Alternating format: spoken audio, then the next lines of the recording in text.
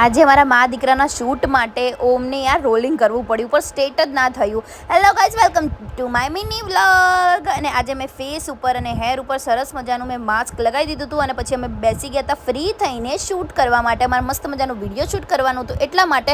અને બહુ બધા ટેક્સ લીધા, બહુ બધા શોર્ટ્સ બનાવ્યા, વિડીયો લીધા અને એમાં 1.5 કલાક અમારો જતો રહ્યો હતો. પછી હું અમને ડાન્સ ક્લાસ મૂકીને આવતી રહી હતી ઘરે અને મને જબરજસ્ત ઊંઘ આવતી હતી ને જેની કોઈ સીમા એની પછી સુવાય તો નહીં, કારણ કે પછી હમણાં ડાન્સ ક્લાસથી એને છૂટવાનો બી ટાઈમ થશે છે ને અત્યારે ઊંઘાય જ નહીં સાંજના ટાઈમે.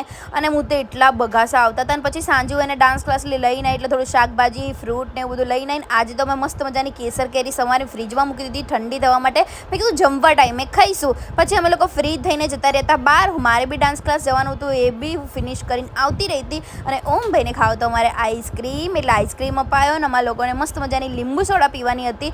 પહેલાં મેં એને ખોલીને આઈસ્ક્રીમ આપી દીધો કારણ કે પછી આપણું લોહી પીવે અને કે લાવ મમ્મા કેટલી વાર છે ને મેં બી ટેસ્ટ કર્યો. આ તો મને એટલો બધો ભાયો છે ને, મસ્તીનો હતો. અને પછી અમારી લીંબુ સોડા મસ્ત મજાની બનીને તૈયાર થઈ ગઈ હતી. લીંબુ જલજીરા કરાવડાવી હતી અમે લોકોએ અને એટલી ખાટી મીઠી ને સ્ટ્રોંગ હતી ને, બાપરે ઠંડુ ઠંડુ થઈ ગયું. પછી સરસ મજાની અમે લોકો એન્જોય કરી સોડા અને પછી આટો વાટો આમ મસ્ત મારીને આવતા રહેતા ઘરે. અને મારા સાસુમાનો ચોટલો જો કેટલો લાંબો એ એન્ડ સુધી વાળે છે, જ્યાં સુધી એનો એન્ડ ના આવે ને ચોટલાનો ત્યાં સુધી વાળે છે.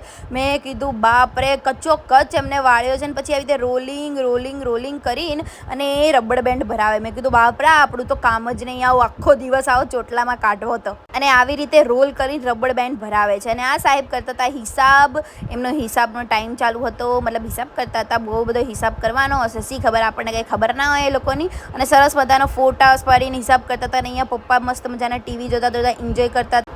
અને ઓલ ઇઝીટ અમે તો બહુ મજાની ગોસિપ કરીને વાતો કરીને એવું બધું કર્યું. અને મમ્મી બી અહીંયા સરસ બધાનું ગુજરાતી કંઈક છે એમનું એ જોતા જ હોય છે.